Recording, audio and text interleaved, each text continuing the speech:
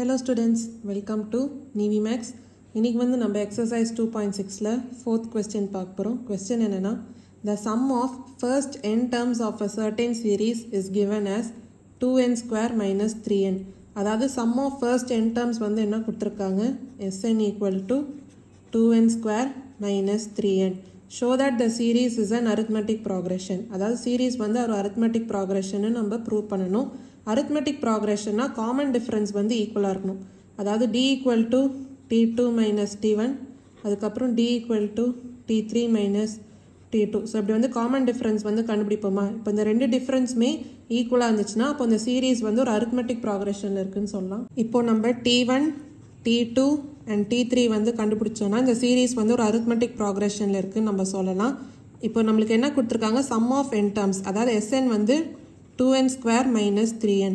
First sum of first term, அதாவது S1 வந்து கண்டுபிடிக்கலாம். அப்போ 2 into 1 square minus 3 into 1. அப்போ வேல்யூ என்ன? 2 minus 3 equal to minus 1. அடுத்து S2. இப்போ என்னோட வேல்யூ 2 சப்ஸ்டியூட் பண்ணுங்க. அப்போ 2 into n square minus 3 into 2.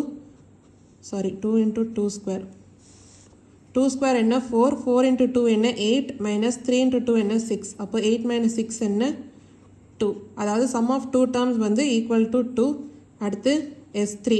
S3 வந்து 2 into 3 square minus 3 into 3. 3 square என்ன? 9. அப்போ 9 into 2 என்ன? 18 minus 3 into 3 என்ன? 9. அப்போ 18 minus 9 என்ன? 9. இப்போ sum of first term S1 ஓட வேல்யூ என்ன? minus 1. sum of first term first term மட்டும்தான். அப்போ T1 equal to minus 1. இப்போ sum of 2 terms வந்து என்ன கொடுத்துருக்காங்க? sum of 2 terms T1 plus T2 equal to 2. இப்போ T1 ஓட வேல்யூ நம்ம என்ன கண்டுபிடிச்சோம்? minus 1. அப்போ minus 1 plus T2 equal to 2 னா இப்போ T2 ஓட வேல்யூ வந்து கண்டுபிடிக்கலாம். அப்போ T2 equal to 2 plus 1. அப்போ second term equal to 3. sum of 3 terms என்ன கண்டுபிடிச்சோம்? S3 equal to 9. sum of 3 terms னா அப்போ T1 plus T2 plus T3 equal to 9. இப்போ T1 ஓட வேல்யூ என்ன? minus 1 plus T2 ஓட வேல்யூ என்ன? plus 3 plus T3 equal to 9. minus 1 plus 3 na 2. 2 plus T3 equal to 9.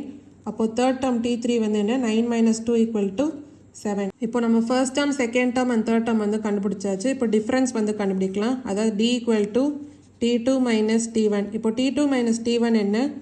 3 minus of minus 1. அப்போ 3 plus 1 என்ன? 4. அடுத்து T3 minus T2 வந்து கண்டுபிடிக்கணும். T3 என்ன? 7 minus T2 என்ன? 3. அப்போ 7 minus 3 என்ன? 4. இப்போ பார்த்தீங்கன்னா டிஃப்ரென்ஸ் வந்து ஈக்குவலாக இருக்குது. காமன் டிஃப்ரென்ஸ் வந்து ஈக்குவலாக இருக்கிறதுனால இந்த சீரீஸ் வந்து ஒரு arithmetic progression இருக்குன்னு சொல்லலாம். Therefore, the series is an arithmetic progression. இதான் வந்து fourth questionோட ஆன்சர்.